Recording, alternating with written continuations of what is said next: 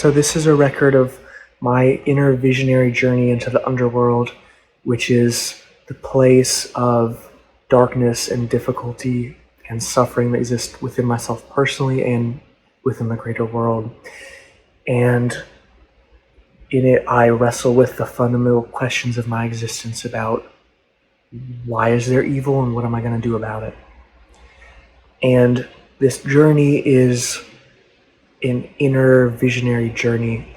So it's something like, if you know about shamanic journeying or Carl Jung and active imagination, deep imagery, where essentially I set the intention to go into this underworld space, and then I let images, thoughts, feelings arise automatically from that deep place within myself, and then I recorded them. And in this, I speak with a variety of spirit beings, which you can perceive them as being a part of myself or being something external, and I'm very open and unsure about that in a very scientific manner that it's possible either way.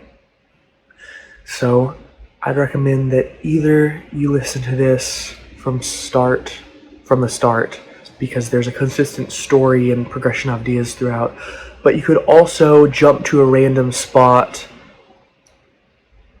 and see where you end up. If you just want a little bite-sized piece of it for something, and ask for something that will speak to you personally from the universe or from your subconscious. And yeah, I ask you to have sort of open-minded skepticism about this, in the way of not at all regarding this as some sort of absolute truth, and at the same time being a little open to things which might seem foreign to you. And I'm also very wary about this journey being misinterpreted, so keep in mind that all of this stuff, the way the journey is, it can be easily misinterpreted. So here it is. Yes, there are still tigers which stalk the streets of Manhattan, but they are not tigers which the eye can see. They consume men from within, tearing up their insides with grief and rage and madness and folly. They feast on souls, luring men into their own dark passions, consuming their suffering in the soul which they lose. Man, when will you peer into your own fathomless depths? Within myself I see a great eye, an ancient eye miles in width, and I fall into it as falling into a black hole. And I see the great design, the one mind, the all-creator, all-devourer, the ancient one, the ancient of days, the tremendous death and life, the bloody sacrifice, the great cycle of all. And the great one is only a hall of mirrors for man's soul. The one who harbors death and hatred will see this, and the one who has seen the death and hatred which he harbors, not turning away from it, seeing it with clarity, will be freed of his own reflection.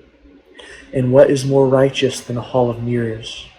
It shows us nothing more than we create. It does not judge nor control, it only reflects. And the mirror asks, "Man, what do you seek?" The question resounds in my being, shaking me as a little leaf before a storm.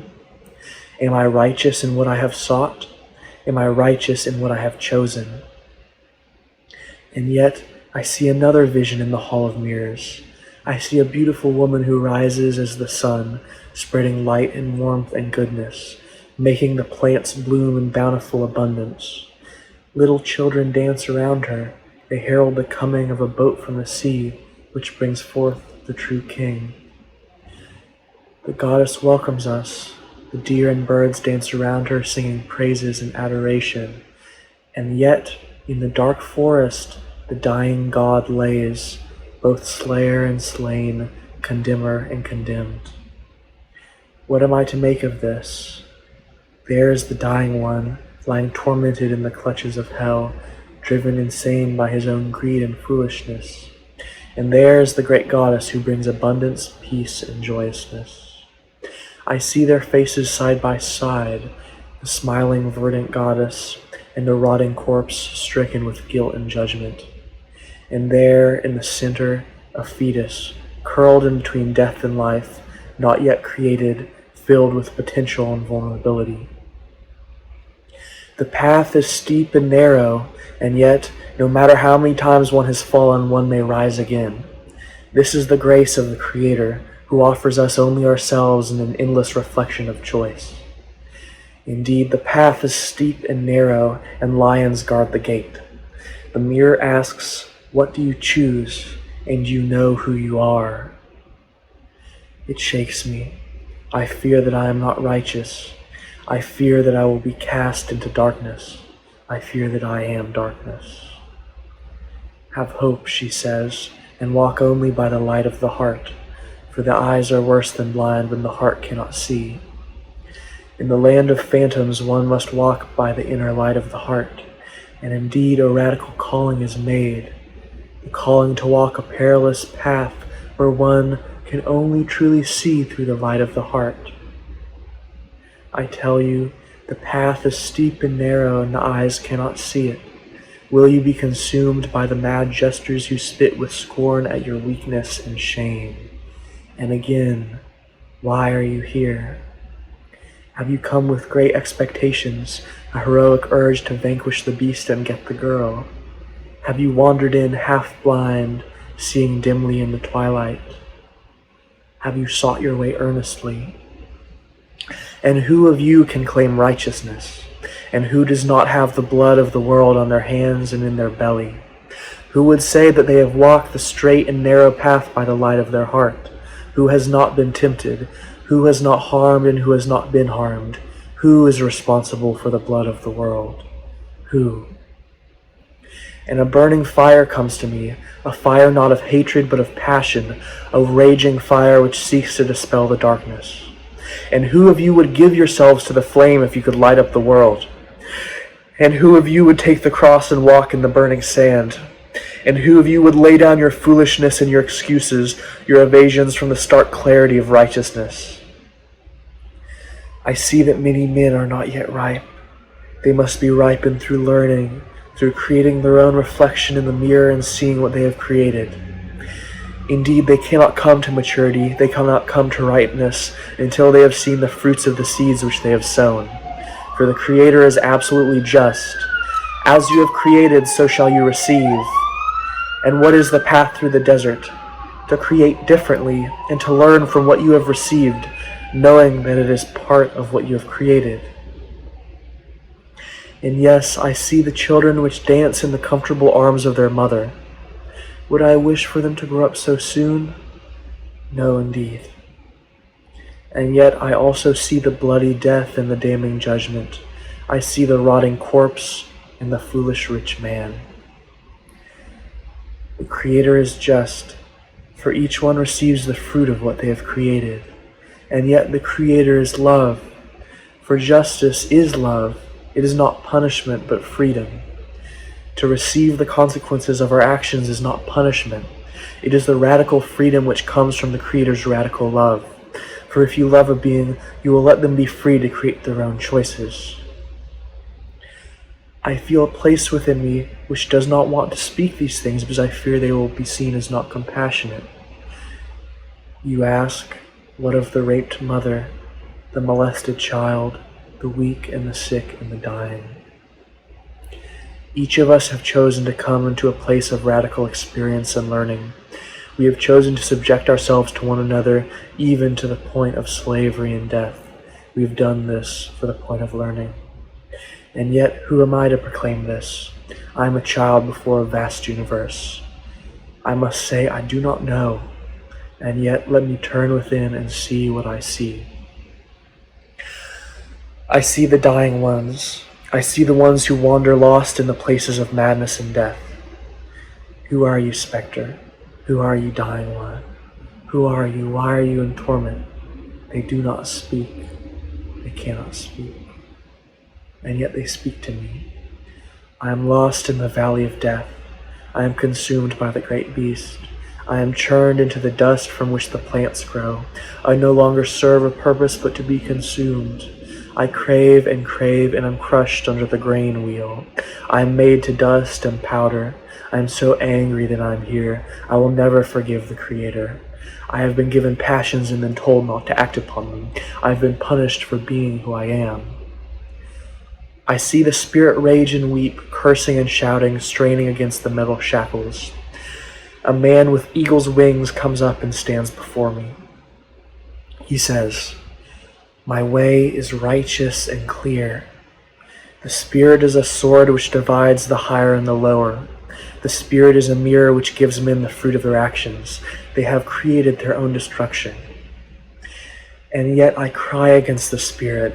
What of mercy, of forgiveness, of compassion and understanding? Poor wretched ones, I balk to accept that they are at fault for their torment. The Creator has made them that way." The Eagle Man says, "My way is clear, my path is straight. My sword is clean and sharp and reflects only what is." At once I respect his clarity and abhor his lack of softness and sensitivity. "Who will deny my actions?" the Eagle Man speaks. "I am clear, I am just. Would you not also see the evil ones know the fruit of their actions? Have you not cried out for the wicked ones, the ones who hoard wealth, who enslave others, who abuse others? Have you not cried out for them to have the fruits of their actions?"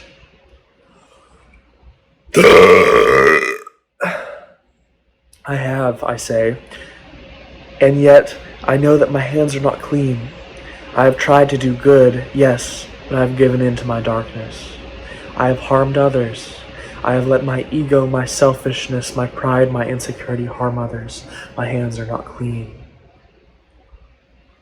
"Do you seek absolution?" the Eagle Man says. "Yes," I say.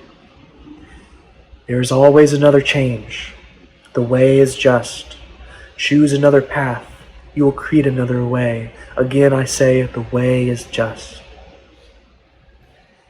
I say, "I see this, and yet is there not space for the nurturing and forgiving mother?" "Is that what you would seek?" the Eagle Man asks. "Yes, I do not want to suffer. I do not want my brothers to suffer," I say. The Eagle Man splits himself open with his own blade, and I see the entrails and whirling maggots. I wander in the wilderness with no guide and no way. I pray for a sign. "God, please show me the way to righteousness." A great eagle cries out in the wilderness, "My way is clear. You must take responsibility for your actions." And yet I feel the worms pull at my feet.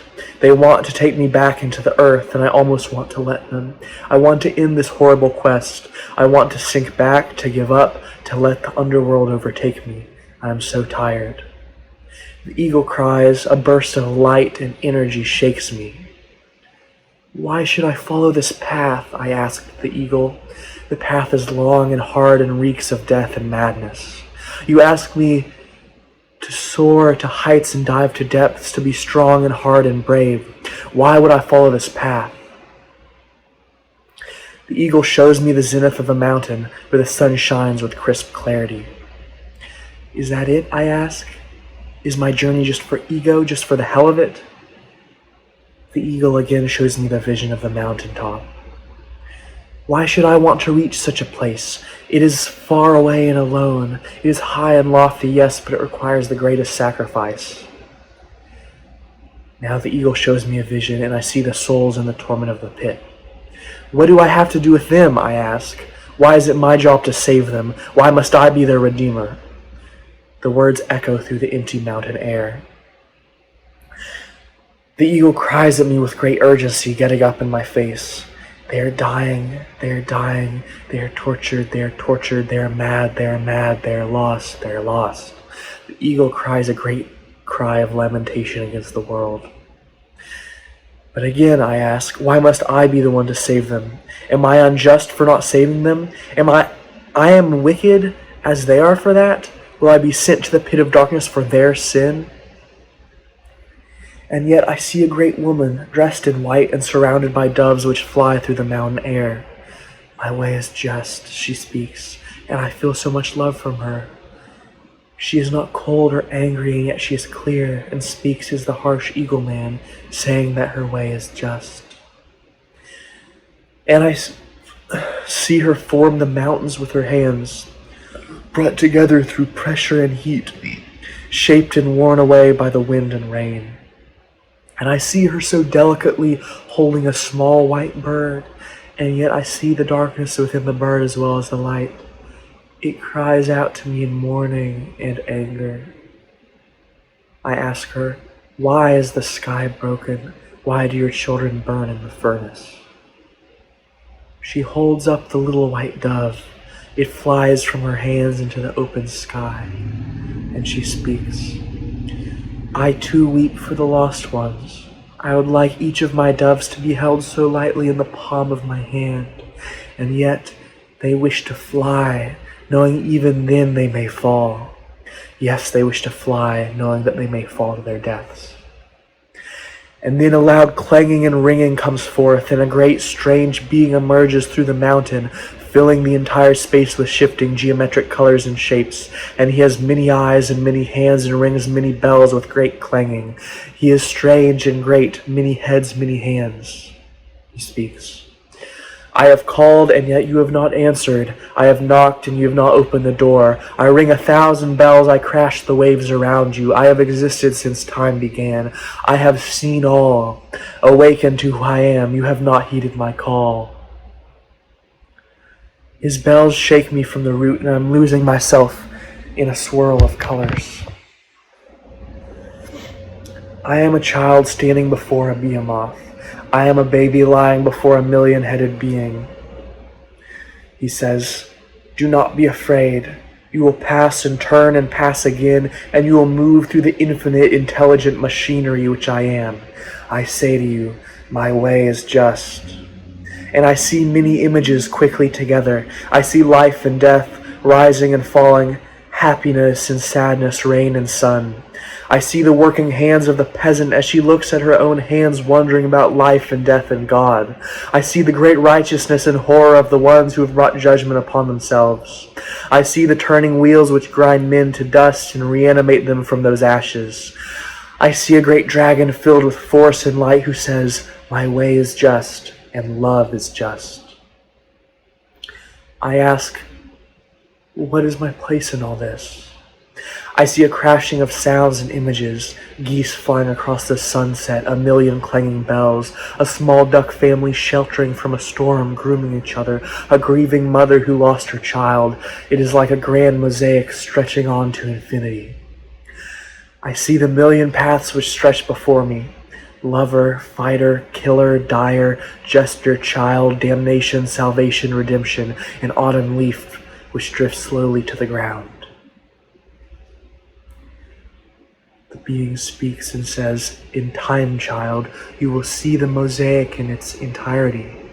You are each filling it in. You are each a piece of the cosmic being. You are each a harmony and a dissonance, a melody and a silence. Father, I say, I am terrified. I am terrified of torture, of abuse, of slavery, of humiliation. I am terrified. This place seems so cruel amidst its beauty. The Father speaks. Yes, the world which you have entered is one of harsh beauty, of grandeur. You, little one, did not want to settle for the lap of the mother, for the dance of childhood. You have sought something else, a harsh and grand reflection, a place to prove yourself, a place to choose love against the highest odds, a place to get lost and found again. Father, I say, so much of me just seeks to return to the earth, or to the dream of childhood. Again, the Great Spirit says, I ask, what do you seek? Take your time and look within your heart. I say, I see so much. I want pleasure. I want fun. I also do want the experience of choosing against hard odds. I want the experience of the eagle, and yet I fear it. I fear it so much, and yet it calls to me. Go within, Great Spirit says. See what you see within your depths. For a moment suspend your judgment and see what is there. I fear my unrighteousness. I fear my shadow, I say. And yet it excites me. It calls to me with strange and fervent lullabies. It sings to me in otherworldly tones. You do not need to dramatize this for me, Great Spirit speaks, and yet it is even more dramatic than you realize. Look within and see what is there. I say, I see crying spirits wailing against their imprisonment in the darkness. I see worms and mud and dirt and rotting, decaying animals and plants. I see venomous creatures excited to kill. What else do you see? Great Spirit prompts. I see the great eye which I fall into. I see the great power, the grandeur of the world. I see the terror and the grandeur as well. I see myself falling into the eye as big as a world, and a swarm of dark crows and bats surround me. They pick at my liver, they pull at my brain. I see the endless dispersion of night, the confused screams. What else do you see? Spirit asks. I see a ruby red gem in the darkness. I touch it. It has the power of forbidden things. It has the power of darkness. It has the ecstasy of trial by ordeal. It has the power of the inner beast and madman. It has the power to consume souls or to exalt them. It is a place of trial and hardship, mystery and confusion. It is the trial of the hero. It calls us to stand strong or be lost in the mist. I see the glory in this. It allures me. The Spirit speaks. Many have sought the hero's gold. Many have sought the Holy Grail. They have been driven astray by their greed, their foolishness, their cowardice. Perhaps, I say, there are two paths to the Grail, as it speaks of in the Law of One. The path of darkness, which seeks to go through the trials to gain self-glorification and enjoyment of power. And there's the path of love, which seeks purely to see love and goodness in all. Spirit speaks. Yes, the path is draught with dangers, and tricksters wait to pull on your heartstrings, to take you to live with them in hellish paradises. They seek your soul, yes, they seek your soul. The fairy tales and religions are not wrong. There are beings which seek your very soul. They want to enslave you through lust, through apathy, through rage, through love of power, through pretty lights. They gain their sustenance through you. They have lived on the darkness so long that they subsist on it. They love it, they crave it. Look at them, the fairies which wish to hold you in their little magical kingdom. Turn within, child, and see what you see. I see a great rocking power of rage, or perhaps of one which only wishes to become free. Perhaps I have misinterpreted his rage. It is merely his righteous longing to be free. And yet he is a fire, and perhaps he will consume those around him. The great power within seeks to be freed, and yet we fear it. He writhes against his cage, a burning flame, not meant to be imprisoned within the fetid darkness. And yet I fear that with his freeing, he will consume me and harm others. I do not know whether he is righteous or evil, but he is certainly strong and full of the will to live. Spirit speaks, turning within again, child, and see what is there. I say, he rages against the bars of his prison, and small black ravens feed him moonlit dewdrops. They soothe his rage and let him sleep and dream a pleasant and mysterious dream. And yet he will always awake again, remember his imprisonment and rage to be free. He wallows a while in hopelessness and exhaustion, but the pain of his confinement overtakes him, and he once again presses the bars of his cage. Great Spirit asks, tell me, child, do you believe he deserves to be free? I do not know, I say. I do not know if he is wicked or good or something else. He is certainly in pain in his cage, and yet I fear that his fire will grow and consume innocent ones if he is released. Great Spirit says, speak to him in your vision. He is a deep part of yourself in this world. The imprisoned flame speaks. I want to be free. Let me out of this cage, you goddamned ignorant one. I ask, who are you? The flame speaks. I am death. I am breaking beyond boundaries. I do not seek to be imprisoned by anything. I am your inner call for freedom, and yet you fear that in finding freedom you will lose your love and caring. And yet it is only by finding freedom that you will be able to truly love. My love is not the love of the small ones. My love is not the love of the mutually enslaved.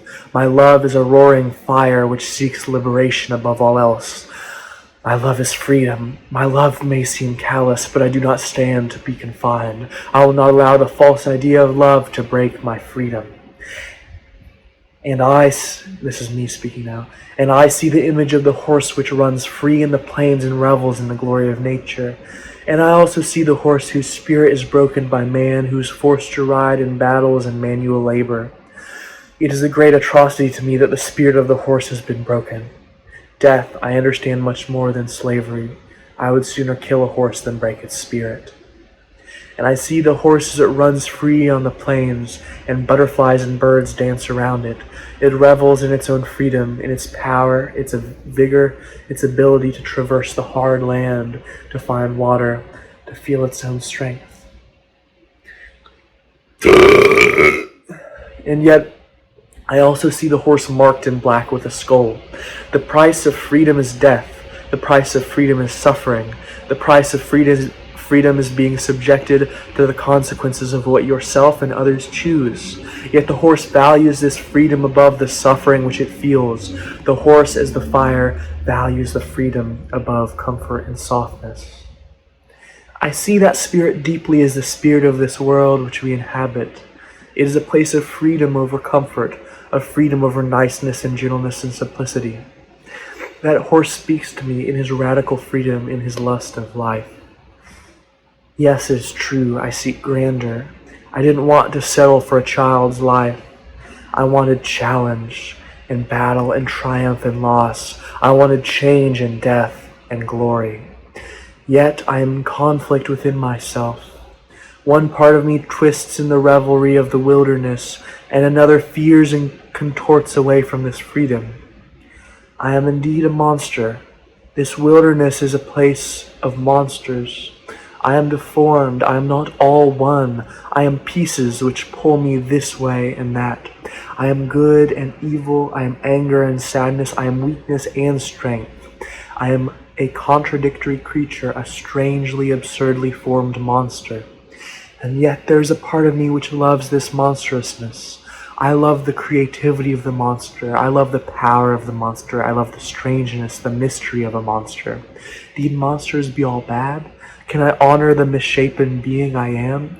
Can I honor the strange underworld quality of this realm which I am in?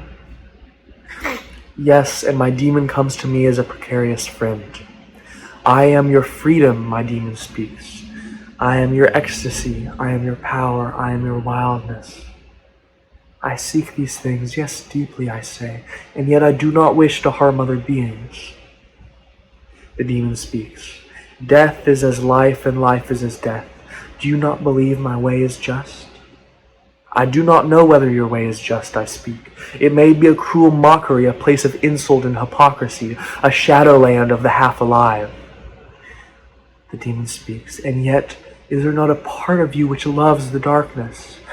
Do you not love the creative, explosive, powerful beast within? Yes, I feel its ecstasy, I say. I feel the ecstatic madness. I feel the great mystery surging through me. I feel the possibility to be a wild beast, at home with myself in the jungle, unburdened by tiny boxes in my mind. And yet I fear that I will hurt someone as a beast, for isn't the beast a predator, a fighter? And yet the wild calls to me. It is so present in this realm of existence, the glory of the hunt, the power of the great dark mystery. And again, I return to the mirror. The mirror is the bottom of all reality, and the mirror says, what do you choose? And I see the desire which leads wild beasts. I see the ecstasy of the untamed, and yes, it is bloody, it is strong, it is wild and unkempt and unrestrained. There is a great rift within me. I feel the call of the wild in my blood, and yet I fear it. I fear being lost with the creatures of twilight. What is my purpose here? Why have I come to this place? The old poem I wrote says, the bell was rung and so we are begun, 100 miles in the sun, temptations of the serpent women with puckered lips, and the child who we bear across the abyss, light and unknowing, he awaits his father in that other land. Why have I come here? To cross the desert in bare attire, and to sit among the weeping creatures who are neither awake nor asleep. The child must cross the void of the unknown into the kingdom of the unknowable, and awake to the clear light of day. This poem speaks of the quest and the calling to cross the desert of death, scorn, mockery, hatred, the desert of evil. I have come to bear a child across the abyss, to bring my soul from one Eden to another, and to do this, I must pass through the desert. Yeah, I walk through the shadow of the valley of death, but I fear no evil. But I do fear evil. And then, in the heart of my hearts, I see a small child of light, surrounded by whirling rainbow light. I see the egg hatched in darkness which bears the light of the sun. I see the original image of God hidden in my heart, waiting to be carved out of its dark marble until it shines, brilliant and filled with life. I see the great design, the way the sacred mirror reflects our own misperception back to us until we can be humble and clear enough to release it. The sacred mirror is so central to all that I see. It is the source and it is the underlying way of justice. The sacred mirror returns only what we create. It offers us total freedom and the total love which it embodies. It loves us so much that it will give us the freedom even to create atrocities if we so choose. I'm tired of the darkness. I'm tired of the wailing infants who scream in the night. I'm tired of the dark worms wanting to feast on my flesh. Lord, I am so tired. And yet again I see the ecstasy of taking the darkness in and making it of my command. I see the ecstasy of overcoming the darkness. What is the way? I am torn in two, I am torn in two. I love and hate the darkness, I crave and fear the darkness. I feel the rushing power and elation of living inside the great mirror. Yet I feel the horror as well. God guide me. What can I do with these two seemingly irreconcilable parts of myself? I see the image of Anubis or Set, who weighs the hearts of the dead. God screams to me, my way is just. I see the opening of gates behind Anubis into paradise, and yet it feels almost as a dream, and I do not trust its perfect happiness. Perhaps in my heart I do not believe I deserve it. The sacred mirror looks back at me. Is it mocking me? Does it love me? Is it entirely neutral? It always reflects, faithfully, endlessly, perfectly, clearly, it reflects who I am.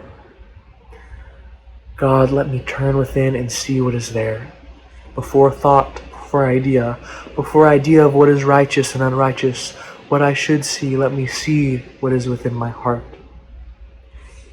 I see the image of a paradise which is beautiful, and yet I'm chained within it. I feel my sadness, my grief over the folly of humankind, my anger at those who did not work to create paradise on earth, and yet I also have grown weary, have grown apathetic, have shirked my responsibility to bring heaven to earth. And at the same time, I rage at the idea that it is my responsibility to do this. I didn't ask for this. I didn't ask to have to be a savior and healer.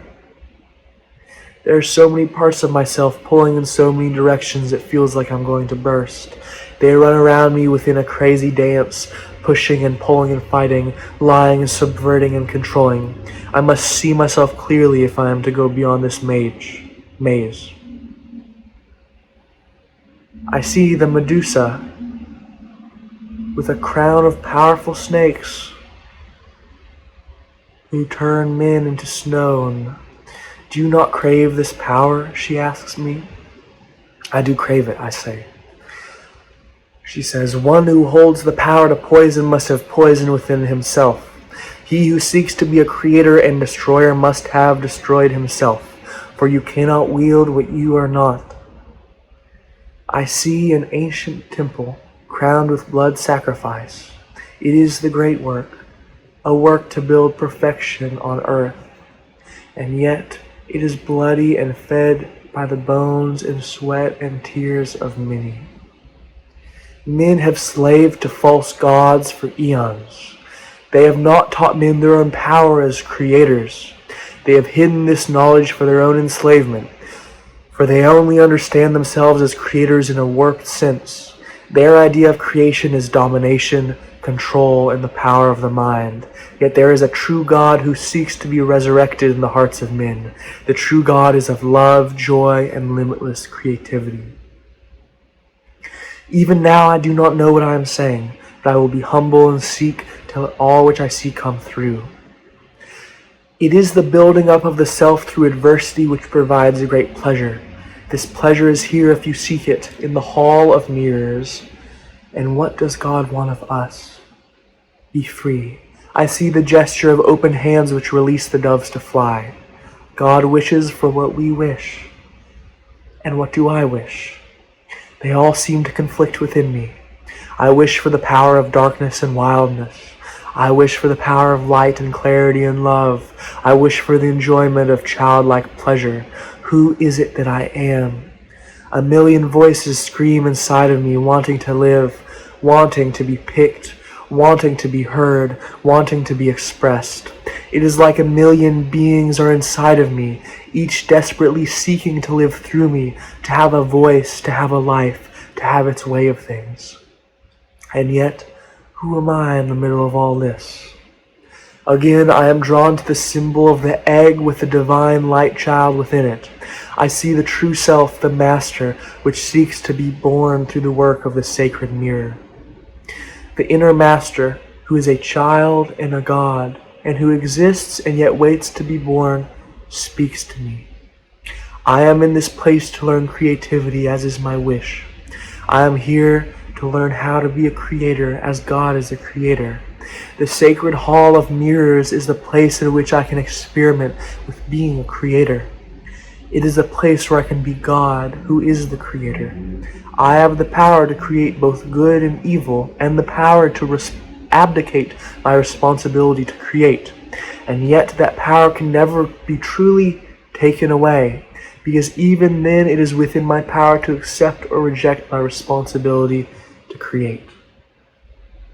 The inner God child speaks and says, "It is a great pleasure to give birth to me. It is the ultimate ecstasy, the giving birth to a God.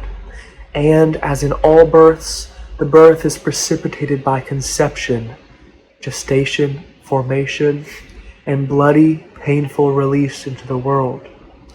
It is through the process of this divine hall of mirrors which I am born. It is through the process of karma which I am formed, refined, seen, and expressed. It is within this sacred hall of mirrors that you learn to walk upright and become a creator. And perhaps that is the meaning of the tree of the knowledge of good and evil. It is the choice to enter into the hall of mirrors, which reflect both the good and evil deeds we perform upon us, and which bring us into the state of self-consciousness. And yet, I see that the fall from the garden is also the possibility to fly. It brings us back to the dove, which would seek to fly even at the risk of falling. It is the same with man, who has chosen to partake of the knowledge of good and evil and enter into the hall of mirrors, where he may, through his own work of creation, enter either heaven or hell, fly or fall.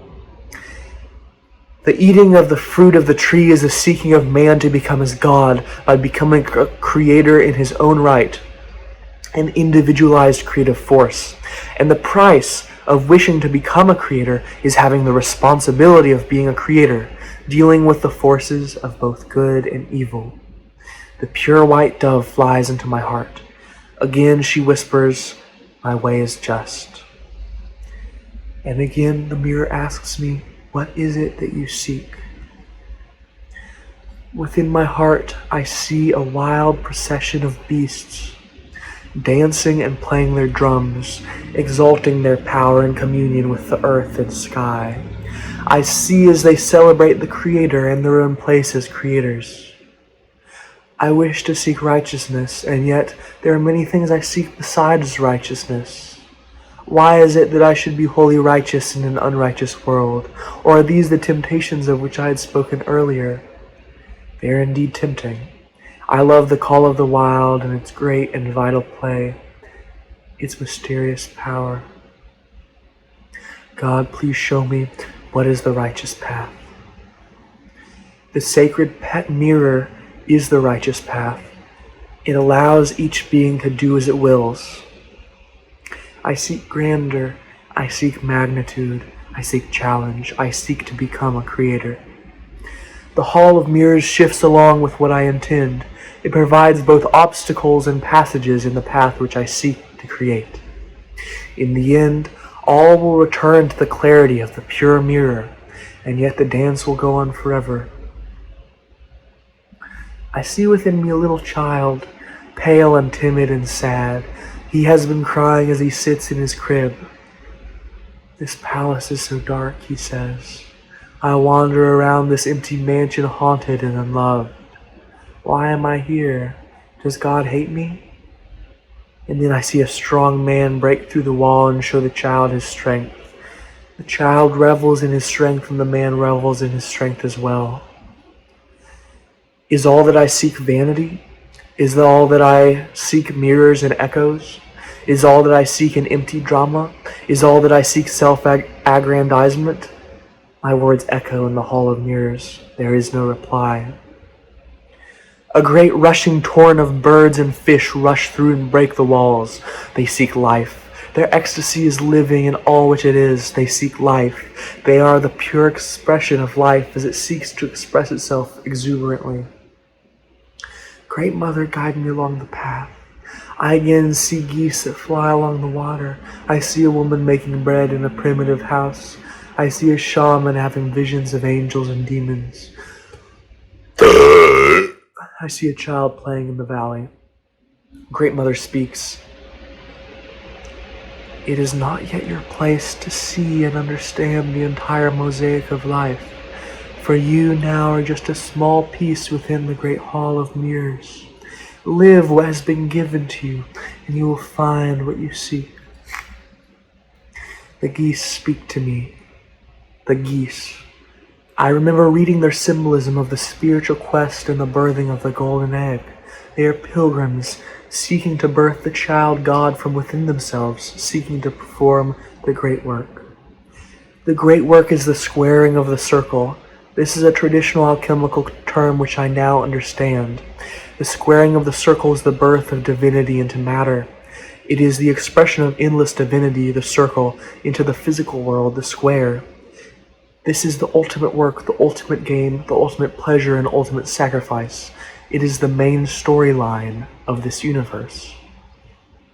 When one begins to align themselves in their spirit, soul, and body with the great work, the Hall of Mirrors begins to shift, creating new obstacles, new challenges, new opportunities. Turn back, the ancient guardian says to me. You are not pure of heart to enter the great trial. You still seek excitement, pleasure, power. The tempters of the quest will swallow your soul. It is better that you live in smaller things, for in living in smaller things your creations will not have such magnitude. If you enter the palace of the great work, each of your actions will return upon you tenfold. The tempters will bring you into darkness unless you are as pure as a pure child and a powerful lion.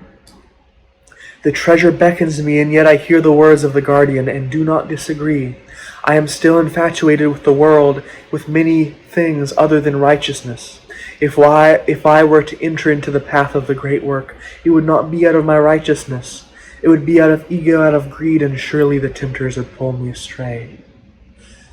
Perhaps it is better that I work on my little piece of the garden with balance and clarity. So many have gone lost on the path of the great work, and yet I can begin to build my temple piece by piece, because it still calls me. For now I seek a path of balance. I am not ready to take on the greatest ordeals. I am certainly not ready to be crucified. Great Spirit, let me see one more vision to know all of this. I see the image of the clock as it ticks, and I see the world in all of its motions and actions, and I know that the time will come when I will enter the chamber of the final ordeal, and I will attain the pearl of great price. And yet I see that the time of maturation has not come yet. And yet I still exist within the Hall of Mirrors. That is the nature of this place. So I will do some of my work now in a balanced and clear way. I see the time has not yet come for the breaking open of the egg of the child God, but now is the time of gestation, of formation, of nourishment, in growth. I see that the great crack will happen one day, a horrible, awesome event of giving birth. And until then, I tend the egg and live my life. Again, I close my eyes and see the vision of the clock and the geese. The time will come. I will live my life and tend to the egg and enjoy my life as well. I see a laughing spirit, arrayed in beautiful colors. Perhaps I'm taking this all a bit too seriously. He dances his world into creation, and he enjoys his place as a creator. Perhaps he can be a deep guide in the world of becoming a creator. I'm now seeing images of the joy of being a creator which this world has.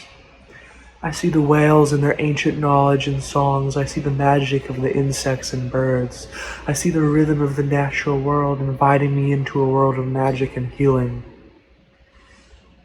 The spirit speaks to me and says that I am not seeing clearly. I am seeing the dark more than the light when really they're in balance. The laughing purple being dances and plays the flute. He creates and shapes reality around himself with his songs, and that is his joy. It is his joy of creation. He enjoys the work of healing and liberates energies through his song and what he has learned. He is the unbridled power of creativity. He is purple-skinned with green and other colored markings. His third eye opens in his head and he dances and plays his flute. He sings the world song, creating as he pleases. He dances and sings together the void to make spiders and birds and mountains, and he sees the rightness and justness within each. And yet my heart calls for another guide, one who walks the path of pure righteousness and heartfelt compassion. From the heart of the purple being I see a white dove fly, pure and spotless. She lands on me and reminds me of the sacred waters of compassion. She holds the redemption key, which is forgiveness, release, and love. And yet she knows that the process will take time and the birthing pains will be necessary. She sees the ultimate goal and knows the end is assured. The purple creator speaks to me and says that I have the innate power to be a creator of blessings, a dispeller of darkness, a bringer of freedom and love. As I slog through the mud, I cast off my reflections and my garments, one by one, until I stand naked and clear and true before the world, fully giving and offering and loving what I am. The purple creator, wind heart, is love. Thank you. I have done much work today. I return to the world enlivened. I wish to live between life and death, heaven and the underworld, the spiritual realm and the mundane world. Wind heart guides me on a path of enchantment and love which are not exclusive. I offer love to myself and others by enjoying the mystery of life and creating new forms of reality. I know that I will again come into the underworld and do the work which is needed there. I seek for one last vision. I see the child God in the egg, surrounded by the entire mosaic of existence. I see the whole. Amen. Whew. I'm going to do a bit of analysis and interpretation of what I just spoke. So essentially, I was grappling with the fact that there's just such horrible suffering on the earth.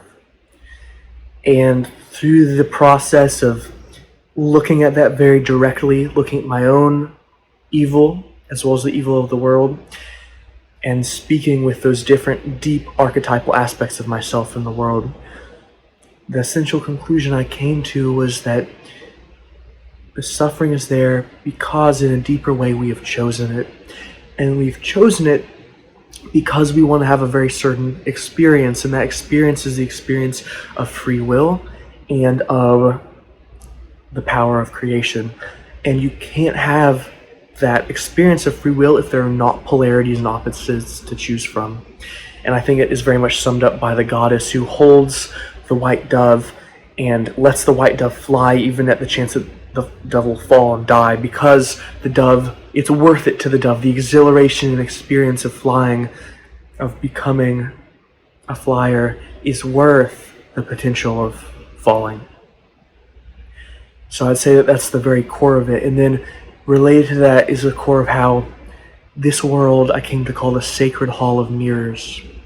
And that's because essentially the world reflects back to us what we and other people create.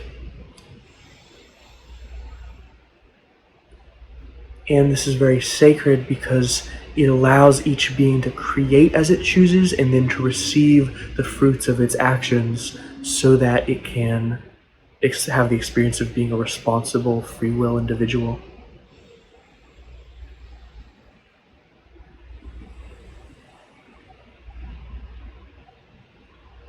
And then I think the core idea is that there's a certain type of pleasure which is only possible to experience if there's adversity and pain.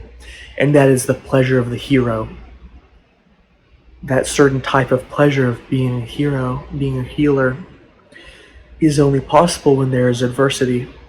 And I believe that we all have craved that. And so we created this world together, along with the infinite intelligence, which people could call God, in order for us to have the experience of free will, of becoming a creator. And then I think the final portion that I'd say to describe this thing is that, like, the quote-unquote main storyline, like in a video game, there's the main quest and there's a bunch of side quests. The main storyline of this world is what could be called the great work, which is the birthing of the divine, which is wisdom, love, creativity, authenticity, courage, the divine self into our human forms can be said as the birthing of Christ within us, the second coming of Christ being that each of us are birthing our own Christ selves into this world. And so the ultimate work of this realm is the birthing of the divine self into the human earthly world. And this birth, like the physical birth, takes pain, it takes a breaking open. And related to that, at the very end of the journey, I saw that there's sort of a place which is like the ultimate ordeal, and then it's what leads to the complete birth of the Christ self within. So it's comparable to Christ's crucifixion in that it's an extreme ordeal, and at the same time it leads to the ultimate triumph of light. And so when I'm going on this journey, I'm thinking, oh, maybe it's my time to go into this, and I saw, no, it's definitely not my time, in that, for one, there are still many things which call me of the world which are not the birth of the Christ self. I still want pleasure and friends and fun and all this other stuff, which isn't bad. It's just that the point of my maturity has not come to the place of that ultimate sacrifice, which makes perfect sense. And so I came to a realization of tending to that egg of the Christ self and also living my life in a very enjoyable, good way.